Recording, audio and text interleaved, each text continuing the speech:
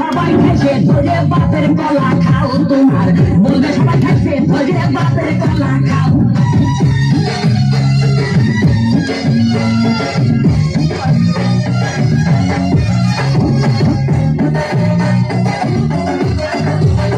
নিজের কলা আগে খাবো কেন পরের কলা ধরে টানো বাবা নিজের কলা আগে কেন পরের কলা ধরে টানো শেষের কলা এত খুললে কেন এবার বুঝাই দাও